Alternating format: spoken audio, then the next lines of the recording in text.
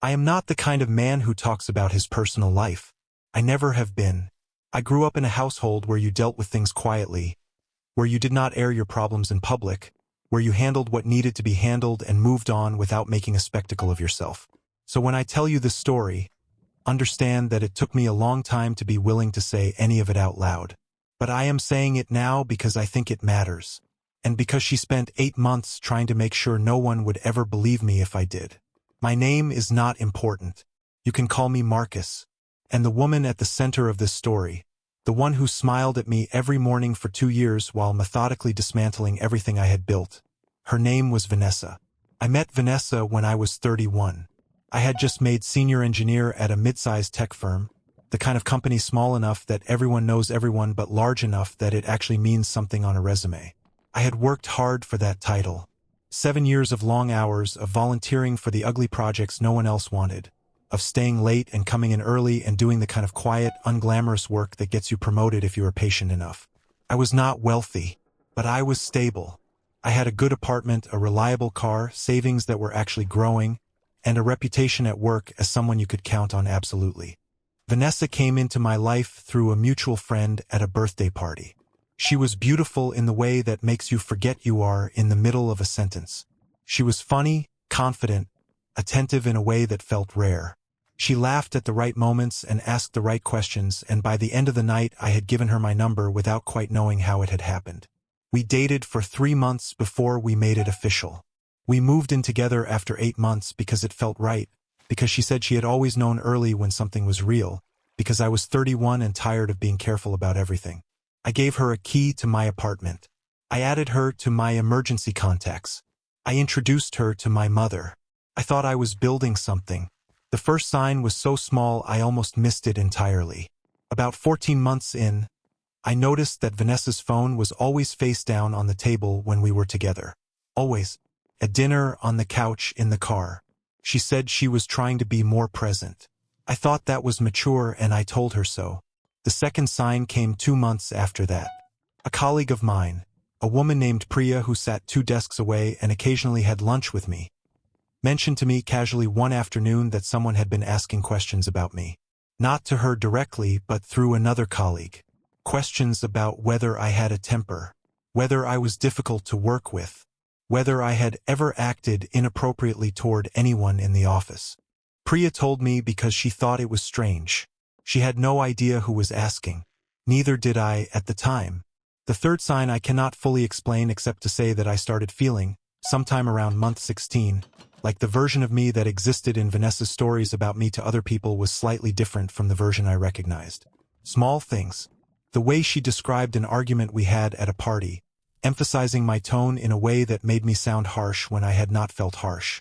The way she told her friends about a trip we took where I had paid for everything, but the story somehow ended with her feeling like she had not been taken care of. Nothing I could point to directly, just a feeling accumulating slowly that I was being subtly rewritten. I pushed it down. I told myself I was being paranoid. I was not being paranoid. Came apart on a Tuesday night in February.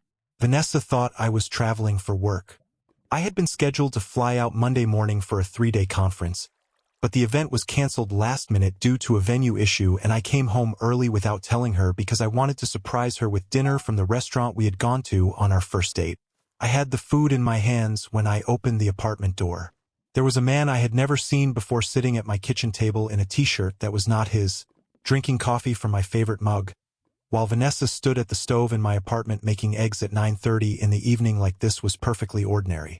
She turned around when she heard the door. We looked at each other for a long time. The man at the table had the decency to look uncomfortable. Vanessa did not. She looked at me with an expression I had never seen on her face before. Calm, almost clinical, and said, "Marcus, I was going to tell you." I set the food down on the counter. I asked the man to leave. He left, and then I sat down at the kitchen table where he had just been sitting and I asked Vanessa one question. I said, "How long?" She said, "A while." I said, "Define a while." She looked at me for a moment and then she said, "About a year." A year. We had been together for 20 months. She had been seeing someone else for 12 of them. I asked her to leave. She did not leave quietly.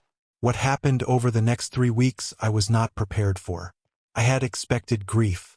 I had expected anger, maybe some difficult conversations, the ordinary devastation of a relationship ending badly. I was not expecting a campaign. Vanessa moved out within a week. And then, with a speed and coordination that I can only describe as premeditated, she began working her way through every social and professional relationship I had. She called my friends, our mutual friends, with a version of events in which I had been emotionally abusive for months. Controlling. Isolating. She used the word gaslighting. She said she had stayed because she was scared to leave and had only found the courage recently. She cried, apparently, convincingly. She contacted 2 people at my company, not Priya but others, and repeated a version of the same story, adding details about my workplace behavior that were specific enough to sound credible and false enough to be devastating. She claimed I had created a hostile environment for her when she had visited the office. She claimed I had made comments that were inappropriate. She gave names, dates, specific incidents that had never happened. Within 3 weeks I had lost 4 friendships, was under an informal HR review at work, and had received a call from my mother asking me in a very careful voice whether everything was all right and whether there was anything she needed to know. I sat in my apartment alone on a Friday night and I thought about how perfectly it had been executed. How long she must have been planning it. How the face-down phone and the whispered questions through colleagues and the quietly rewritten stories had all been preparation for this. She had been building the infrastructure of my destruction for months before she ever got caught. And then I stopped feeling devastated and I started feeling something else entirely. I want to be clear about what I did next. I did not act out of spite. I did not act out of anger. I acted methodically, carefully, and with documentation, because I had spent 3 weeks watching someone operate without any of those constraints and I had seen exactly how much damage that could do. First, I hired an employment lawyer. Not because I planned to sue anyone immediately, but because I needed someone to tell me what my rights were and what the proper process looked like. She was excellent. She listened to everything and then said, "Do you have any evidence of any of this?" I said, "I have text messages going back 20 months. She said, "Start there." I went through every text conversation I had with Vanessa from the beginning, and what I found, when I read them with new eyes, was a paper trail she had not thought about. Messages where she referenced the other man by name, months before I had any idea. Messages where she discussed her own behavior in ways that directly contradicted the version she was now telling people. A message from 8 months in where she told a friend, in a thread she had screenshotted and accidentally sent to me as part of a longer image, that she had, and I am paraphrasing here, found a good one and intended to keep the situation going as long as possible because the stability was useful. Useful. That was the word she used. I was useful. I gave everything to my lawyer. She prepared a detailed written statement with attached evidence that went to HR, formally and on record, responding to every specific claim Vanessa had made with timestamped contradictions. The HR review was closed within 2 weeks. My direct manager called me personally to apologize for the disruption. Second, I reached out to the 4 friends I had lost. Not to argue. Not to demand they believe me. I sent each of them a single message that said, "I understand you heard something that made you want to step back, and I respect that. If you are ever willing to hear my side, I am here." I attached nothing. I let them decide. 2 of them came back within a month. 1 took 6 months. The 4th has not come back and I have made peace with that.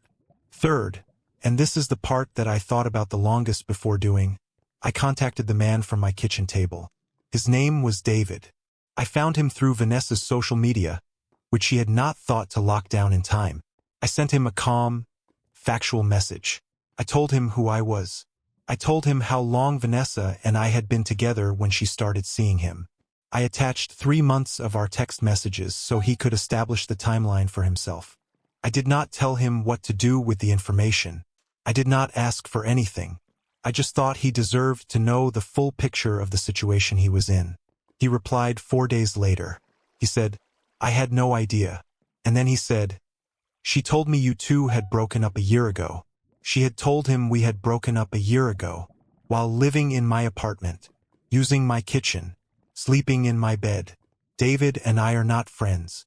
But we had one long phone call, and at the end of it he said he was done with her, and I believed him. The legal piece was the last to land, and it landed hard. My lawyer had identified, in the text evidence, several statements Vanessa had made in writing that constituted provably false claims about my professional conduct, claims she had then repeated verbally to my colleagues. In some jurisdictions, this creates civil liability. Ours was one of them. We sent a formal cease and desist letter first. Vanessa ignored it. We filed. I will not detail the full legal process here because it is still partially ongoing, but I will tell you this.